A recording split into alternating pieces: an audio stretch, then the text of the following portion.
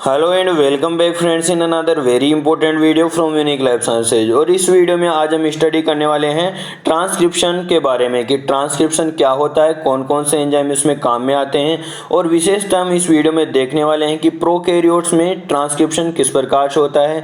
पूरी डिटेल में हम इसमें देखेंगे कि प्रोकैरियोट्स में किस प्रकार से क्या क्या स्टेप में ट्रांसक्रिप्शन होता है, यूकैरियोट्स में ट्रांसक्रिप्शन किस प्रकार से होता है। उसके लिए मैं नेक्स्ट वीडियो लेक्चर बनाऊंगा जिसका लिंक भी आपको इस वीडियो के डिस्क्रिप्शन में मिल जाएगा। तो वीडियो में आगे बढ़ते हैं। वीडियो में आगे बढ़ने से पहले यहाँ पर आपके लिए एक इन्फॉर्मेशन है। अनअकैडमी फ्री में शुरू करने जा रहा है अभ्यास टेस्ट सीरीज। अभ्यास टेस्ट सीरीज में आपके CSIR नेट के जितने भी पिछले वाले क्वेश्चन थे और यहाँ पर एक्सपर्ट के द्वारा बनाए गए सभी सब्जेक्ट्स के क्वेश्चन आपको सोल्व करने को दिए जाएंगे।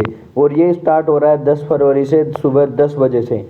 तो यहाँ पर आप इसमें एनरोल कर सकते हो। इसके लिए आपको डिस्क्रिप्शन में लिंक मिल जाएगा। और अगर आप CSIR की एक कंप्लीट प्रिपरेशन करना चाहते हो तो अनअकैडमी से बेस्ट प्लेस आपको कहीं नहीं मिलेगा। हर सोमवार को यहाँ पर न्यू बैचेज स्टार्ट होते हैं और यहाँ पर आपको इंडिया के बेस्ट एजुकेटर के द्वारा interactive live classes, live test और quizzes, structure course and PDF आपको कंप्लीट प्रोवाइड करवाई जाएंगी। और अगर आप यहाँ पर आइकॉनिक कोर्स लेते हो तो इसमें आपको personal coach, study planner, study booster session, dedicated doubt clearing, यहाँ पर साथ साथ आपको स्टडी मटेरियल प्रोवाइड करवाया जाएगा और अनलिमिटेड प्रैक्टिस और structured course, unit wise course आपको प्रोवाइड करवाए जाएंगे। और साथ ही में आपको इस जो SOP और इंटरव्यू के लिए प्रिपरेशन भी करवाई जाएगी। और यदि आप सब्सक्रिप्शन लेना चाहते हो तो सब्सक्रिप्शन लेने से पहले आप एक बार हमारा कोड ULS10 ज़रूर यूज करना। यदि आप ULS10 यूज नहीं करोगे तो आपको ज़्यादा पैसा देना बचेगा। यदि आप पैसा बचाना चाहते हो तो हमारा कोड यूज कीजिए ULS10, इससे आपको 10% डिस्काउंट कंप्लीट मिलेगा। और तो आपको डिस्क्रिप्शन में इसका लिंक मिल जाएगा और डिस्क्रिप्शन में लिंक पर क्लिक करके आप सब्सक्रिप्शन अभी ले सकते हो। और सबसे पहले हम देखते हैं कि डेफिनेशन कि जो ट्रांसक्रिप्शन होता है वो क्या होता है। देखिए, ट्रांसक्रिप्शन को हम सिंपली कहते हैं कि DNA से RNA का निर्माण ही क्या होता है, ट्रांसक्रिप्शन कहलाता है, जिसको हिंदी में अनुलेखन हम बोलते हैं। डबल स्ट्रैंड DNA होता है और उससे सिंगल स्ट्रैंड RNA का निर्माण होता है। तो ये टेम्पलेट के रूप में काम में लिया जाता है DNA को और RNA का निर्माण कर दिया जाता है। इसी प्रोसेस को हम ट्रांसक्रिप्शन कहते हैं। अब देखें तो ट्रांसक्रिप्शन का जो प्रोडक्ट होता है वो RNA होता है, जिसको हम ट्रांसक्रिप्ट भी बोलते हैं। क्या बोलते हैं? ट्रांसक्रिप्ट। अब RNA जो मेजर 3 प्रकार के RNA होते हैं, आपको पता है, mRNA, messenger RNA, tRNA, transfer RNA और rRNA, राइबोसोमल RNA। जो mRNA होता है वो सेल में 5 से 10% होता है, tRNA 10 से 20% और rRNA जो राइबोसोमल RNA होते हैं वो 60 से 80% जो राइबोसोमल RNA होता है। इसके अलावा भी कुछ RNA होते हैं, स्पेशल टाइप के RNA होते हैं, जिनका निर्माण भी ट्रांसक्रिप्शन की प्रोसेस के द्वारा ही होता है। इस प्रकार से जैसे डबल स्ट्रैंड DNA से rRNA बन रहा है, mRNA बन रहा है, tRNA बन रहा है, miRNA बन रहा है, राइबोजाइम बन रहा है और U1 RNA बन रहा है। और भी कई प्रकार के RNA होते हैं जिनका सभी का निर्माण ट्रांसक्रिप्शन की प्रोसेस के द्वारा किया जाता है। अब देखें फीचर्स ऑफ ट्रांसक्रिप्शन के। ट्रांसक्रिप्शन के फीचर क्या है? तो सबसे पहला फीचर है इट्स ए हाईली सिलेक्टिव। ये सबसे हाईली सिलेक्टिव होता है कि DNA के एक विशेष पार्ट से ही स्टार्ट होता है, ऐसे नहीं कि कहीं से भी स्टार्ट हो जाए। अब ये DNA के कुछ विशेष सीक्वेंस होते हैं जो सिग्नल देती हैं कि यहीं से DNA का ट्रांसक्रिप्शन होना चाहिए, अदरवाइज वहाँ से और कहीं से DNA का ट्रांसक्रिप्शन नहीं होता है। ये जो सिग्नल होते हैं DNA स्ट्रैंड पर, जो एंजाइम को क्या बताते हैं कि कहाँ से उनको ट्रांसक्रिप्शन स्टार्ट करना है, कहाँ पर स्टॉप करना है और कब स्टार्ट करना है, सभी के बारे में यहाँ पर जो इन्फॉर्मेशन उस DNA स्ट्रैंड में कुछ सीक्वेंस में प्रेजेंट होती है। अभी दूसरी फीचर की बात करें तो दूसरी फीचर क्या है? Many of the RNA transcripts are synthesised as precursor that is known as primary transcript. अब देखिए, जैसे DNA से जैसे ही mRNA का निर्माण होता है या कोई भी RNA हो, वो ज़्यादातर तो प्रीकर्सर के रूप में होते हैं, फिर बाद में उनमें मॉडिफिकेशन होते हैं और एक मैच्योर RNA का निर्माण होता है। ट्रिमिंग वगैरह मॉडिफिकेशन के द्वारा उससे एक मेच्योर आरएनए का निर्माण होता है। अब बात करें साइट की कि ट्रांसक्रिप्शन होता कहाँ पर है सेल में, तो प्रोकैरियोट्स में बात करें तो सारे हमें पता है प्रोकैरियोट्स में न्यूक्लियस तो पाया नहीं जाता है, तो जो साइटोप्लाज्म में वो सारी क्रियाएं होती है। यूकैरियोट्स में बात करें तो ट्रांसक्रिप्शन न्यूक्लियस में होता है और माइटोकॉन्ड्रिया में होता है। और न्यूक्लियोलस में देखें तो न्यूक्लियोलस में आरआरएनए का निर्माण होता है, न्यूक्लियोप्लाज्म में देखें तो टीआरएनए और एमआरएनए का निर्माण होता है। इसके बाद में the basic biochemistry of RNA synthesis similar to prokaryotes and eukaryotes but is regulation is more complex in eukaryotes. तो प्रोकैरियोट्स और यूकैरियोट्स हम ट्रांसक्रिप्शन की बात करें तो दोनों में जो बेसिक केमिस्ट्री होती है वो तो बिल्कुल सेम होती है, लेकिन जो रेगुलेशन होता है वो जो प्रोकैरियोट्स में देखें तो बिल्कुल सिंपल होता है, बल्कि यूकैरियोट्स में थोड़ा ये कॉम्प्लेक्स होता है। RNA synthesis in prokaryotes is catalysed by a large enzyme called. Prokaryotes में जो आरएनए सिंथेसिस होता है वो एक बड़े जो एंजाइम के द्वारा किया जाता है जिसको बोलते हैं हम डीएनए डिपेंडेंट आरएनए पॉलीमरेज, या सिंपली हम साधारण भाषा में उसको आरएनए पॉलीमरेज के नाम से जानते हैं। A single enzyme RNA polymerase synthesise all types of cellular RNA. एक ही प्रकार का ये आरएनए सारे प्रकार के जो आरएनए हैं उन जो ये पॉलीमरेज एंजाइम है प्रोकैरियोट्स में, एक ही प्रकार का पॉलीमरेज एंजाइम सभी प्रकार के आरएनए का निर्माण कर देता है। RNA polymerase use one of the DNA strand as template on which complementary ribonucleotides are incorporated synthesized RNA। जो RNA का जो DNA का डबल स्ट्रैंड होता है उनमें से एक स्ट्रैंड ही टेम्पलेट के रूप में यूज में आता है ट्रांसक्रिप्शन के दौरान। अब जो स्ट्रैंड टेम्पलेट के रूप में यूज में आता है जिस पर RNA का निर्माण होता है उसको बोलते हैं हम टेम्पलेट स्ट्रैंड या एंटीसेंस स्ट्रैंड, जिस पर RNA का निर्माण होता है। और जिस दूसरे जो स्ट्रैंड बचता है जिस पर आरएनए का निर्माण नहीं होता है उसको बोलते हैं कोडिंग स्ट्रैंड या सेंस स्ट्रैंड। ये आपके क्वेश्चन आ सकता है, कई बार ऐसे छोटे छोटे क्वेश्चन पूछ लिए जाते हैं। अब आरएनए पॉलीमरेज एंजाइम की बात करें तो कि आरएनए पॉलीमरेज क्या होता है, तो देखिए तो RNA polymerase synthesise RNA in the direction of 5 prime to 3 prime. ये जो आरएनए पॉलीमरेज होता है कौन सी दिशा में ट्रांसक्रिप्शन करता है, 5 प्राइम से 3 प्राइम दिशा में नए डीएनए का सिंथेसिस नए आरएनए का सिंथेसिस करता है। अब जो डीएनए टेम्पलेट की दिशा कौन सी रीड में करे, कौन सी दिशा में रीड करता है, उसके विपरीत दिशा में 3 प्राइम टू 5 प्राइम दिशा में रीड करता है। राइबोन्यूक्लियोटाइड रिक्वायर्ड, अब इसके लिए क्या रिक्वायर्ड होते हैं, न्यूक्लियोटाइड्स रिक्वायर्ड होंगे। तो यहाँ पर कौन से न्यूक्लियोटाइड होंगे, राइबोन्यूक्लियोटाइड, डिऑक्सी राइबोन्यूक्लियोटाइड नहीं होंगे क्योंकि आरएनए का निर्माण होगा तो राइबोन्यूक्लियोटाइड। तो 4 प्रकार के राइबोन्यूक्लियोटाइड होते हैं, एटीपी, जीटीपी, सीटीपी और UTP. The prokaryotic RNA polymerase is a multimeric enzyme. जो ये एंजाइम होता है प्रोकैरियोट्स का आरएनए पॉलीमरेज, ये मल्टीमेरिक एंजाइम होता है जो 5 प्रकार की पॉलीपेप्टाइड्स होती हैं उनसे मिलकर बना होता है। जो अल्फा सब unit, similar but not beta, beta dash, omega और सिग्मा फैक्टर, जिनमें से दो जो अल्फा, एक बीटा डैश और ओमेगा, ये 5 सब यूनिट मिलकर तो क्या बनती है, कोर एंजाइम का निर्माण करती है। और जो सिग्मा फैक्टर होता है वो यहाँ पर अलग से रिकॉग्निशन फैक्टर का निर्माण करता है और दोनों कंपोनेंट्स मिलकर होलो एंजाइम का निर्माण करते हैं। इसके बाद में देखें तो ये जो सब यूनिट होती हैं वो क्या क्या कार्य करती हैं, तो अल्फा सब यूनिट की बात करें तो determine the DNA to be transcribed, ये डीएनए का डिटर्मिनेशन करती है जिसका ट्रांसक्रिप्शन होना है। बीटा सब यूनिट क्या करती है, कैटालाइटिक सेंटर होता है, कैटालाइज यानी पॉलीमराइजेशन का कार्य करती है। बीटा डैश क्या करती है, bind and open DNA template unwinding, तो ये क्या करती है, डीएनए का जो डबल स्ट्रैंड डीएनए को सिंगल स्ट्रैंड डीएनए में कन्वर्ट करती है। और जब आगे बढ़ जाता है आरएनए पॉलीमरेज तो वापस से सिंगल स्ट्रैंड को वापस से डबल स्ट्रैंड में कन्वर्ट कर देती है। ओमेगा यूनिट क्या करती है, फंक्शन इज नॉट नोन, अभी तक इसका फंक्शन डिसाइड नहीं हुआ। फिर सिग्मा फैक्टर की बात करें तो सिग्मा फैक्टर का मेन रोल होता है recognise the initiation sites called promoter. ये जो जिस जीन का ट्रांसक्रिप्शन होना उससे पहले प्रोमोटर प्रेजेंट होते हैं, उन प्रोमोटर को पहचानने का कार्य कौन करता है, सिग्मा फैक्टर।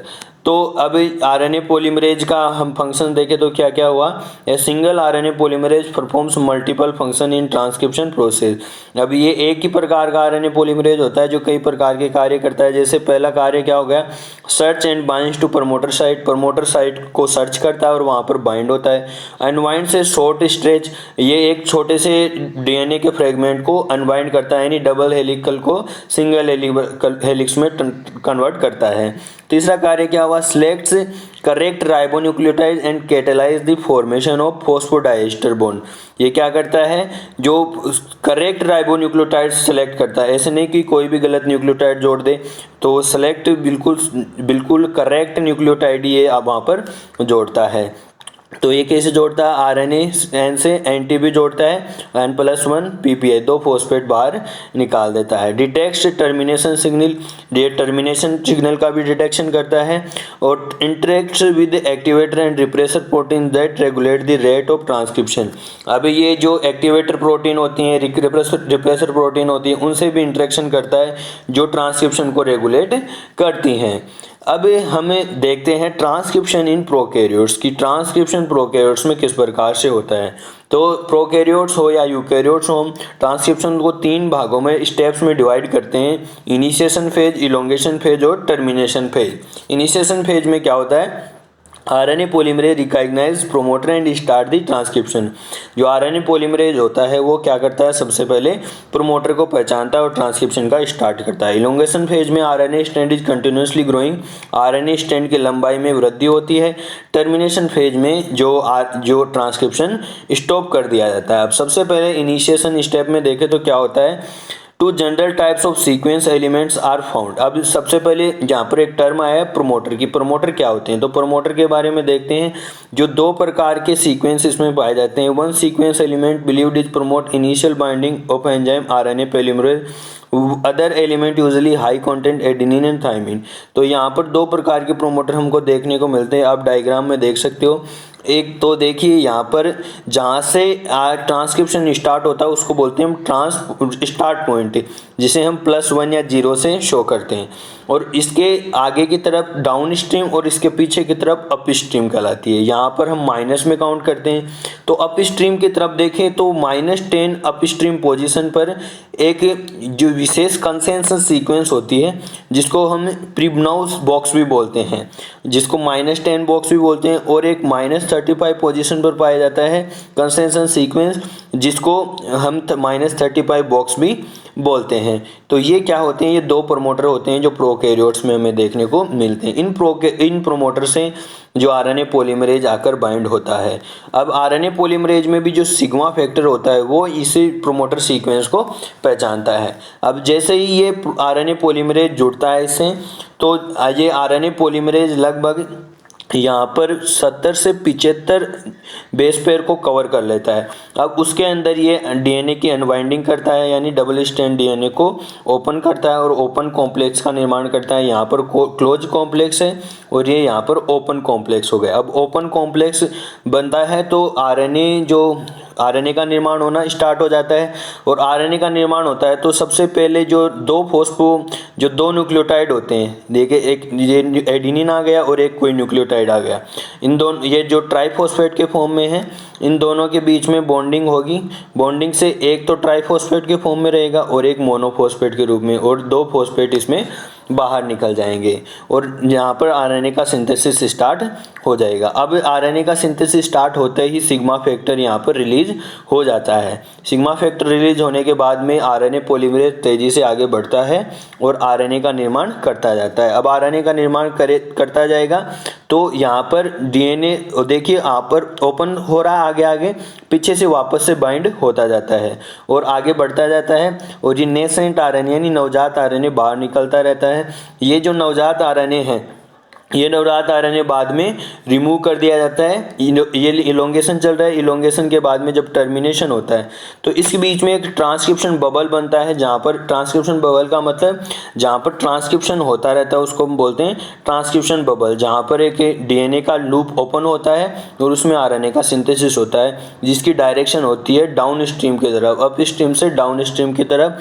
पीछे की तरफ रिवाइंडिंग होती रहती है और आगे से अनवाइंडिंग होती रहती है। ये कार्य किया जाता है टोपो आइसोमरेज एंजाइम के द्वारा। अब टर्मिनेशन की बात करें कि ट्रांसक्रिप्शन का टर्मिनेशन यानी ट्रांसक्रिप्शन रुकता कैसे है। तो ट्रांसक्रिप्शन यहाँ प्रोकैरियोट्स में दो प्रकार से ट्रांसक्रिप्शन का टर्मिनेशन होता है। एक तो रो प्रोटीन होती है तो उसको बोलते हैं रो डिपेंडेंट टर्मिनेशन, और ये कि बिना रो प्रोटीन के होता है उसको बोलते हैं रो इंडिपेंडेंट टर्मिनेशन। तो रो डिपेंडेंट टर्मिनेशन क्या होता है? तो रो डिपेंडेंट क्या होता है? रो एक प्रोटीन होती है विशेष प्रकार की, जिसमें क्या होती है, rho is an ATP dependent RNA stimulated helicase activity पाई जाती है। अब ये क्या करती है, जो लास्ट में आरएनए जो जिस जीन का ट्रांसक्रिप्शन होता रहता है उसके आरएनए में लास्ट में कुछ विशेष प्रकार की सीक्वेंस आती है 40 बेस पेयर लंबी। तो उस सीक्वेंस को ये पहचान लेता है। उसको पहचानने के बाद में क्या कर देता है, जो आरएनए और डीएनए के बीच में जो बॉन्डिंग होती रहती है उसको ये ब्रेक कर देता है, और जो आरएनए हो जाता है वो फ्री हो जाता है और उसको रिलीज कर दिया जाता है। तो ये जो टेक्निक है वो तो होती है रो डिपेंडेंट टर्मिनेशन। और दूसरी बात करें हैं, देखिए यहाँ पर ये रो डिपेंडेंट टर्मिनेशन क्या होता है, रो प्रोटीन सिग्नल पहचान लिया जाता है और नेसेंट आरएनए को रिलीज कर दिया जाता है। दूसरा देखें, रो इंडिपेंडेंट जो मैकेनिज्म होता है वो कैसे होता है। रो इंडिपेंडेंट मैकेनिज्म आप इस डायग्राम से द्वारा समझ सकते हो, जहाँ पर लास्ट में जो आरएनए बन रहा होता है उस लास्ट में इस कुछ पैलिंड्रोमिक सीक्वेंस बनती है। पैलिंड्रोमिक सीक्वेंस का मतलब एक दूसरे की मिरर सीक्वेंस होती है, और लास्ट में जैसे ये आरएनए रिलीज होता है तो एक स्टेम लूप का निर्माण कर लेता है। इस प्रकार से एक लूप का निर्माण कर लेता है, और लूप का निर्माण करते ही ये आरएनए रिलीज हो जाता है। और आरएनए के लास्ट में होती है एक मल्टी यू साइट होती है, और ये एक लूप का निर्माण करते हैं। तो इस प्रकार से ये जो टेक्निक होती है या प्रोसेस होती है उसको बोलते हैं रो इंडिपेंडेंट प्रोसेस। तो इस प्रकार से टर्मिनेशन हो जाता है और एक नेसेंट आरएनए ट्रांसक्रिप्ट बाहर निकल जाता है। एक बार फिर से हम इसको रिवाइज कर ले लास्ट में कि किस प्रकार से ये जो ट्रांसक्रिप्शन होता है। तो फर्स्ट स्टेप में प्रोमोटर पहचाने जाते हैं आरएनए पॉलीमरेज के द्वारा। आरएनए पॉलीमरेज जुड़ता है। आरएनए पॉलीमरेज जुड़ने के बाद में ये आगे की तरफ मूव करता है। मूव करने के बाद में जैसे ही ट्रांसक्रिप्शन स्टार्ट होता है तो जो सिग्मा फैक्टर होता है वो फ्री हो जाता है। सिग्मा फैक्टर फ्री होने के बाद में आरएनए लंबाई में बढ़ता है। फिर लास्ट में यहाँ पर टर्मिनेशन होता है स्टेम लूप के द्वारा, यहाँ पर टर्मिनेशन दिखा रखा है, और कंप्लीट आरएनए बाहर निकल जाता है। तो ये होती है ट्रांसक्रिप्शन का जो मेथड है। अब आई होप ये वीडियो आपको अच्छी तरह से समझ में आ गया होगा ट्रांसक्रिप्शन के बारे में, ट्रांसक्रिप्शन क्या होता है। और यदि इसका आपको पीडीएफ चाहिए तो डिस्क्रिप्शन में मैंने टेलीग्राम चैनल का लिंक दे रखा है, वहाँ पर आपको इसका जो लिंक मिल जाएगा, पीडीएफ आप डाउनलोड कर सकते हैं और आप अपने नोट्स इसमें बना सकते हैं। अब नेक्स्ट वीडियो में हम पढ़ेंगे यूकैरियोट्स में ट्रांसक्रिप्शन किस प्रकार से होता है। तो आई होप ये वीडियो लेक्चर आपको अच्छी तरह से समझ में आ गया। तो मिलते हैं इसी प्रकार के नेक्स्ट वीडियो में, तब तक के लिए धन्यवाद। Take care, bye.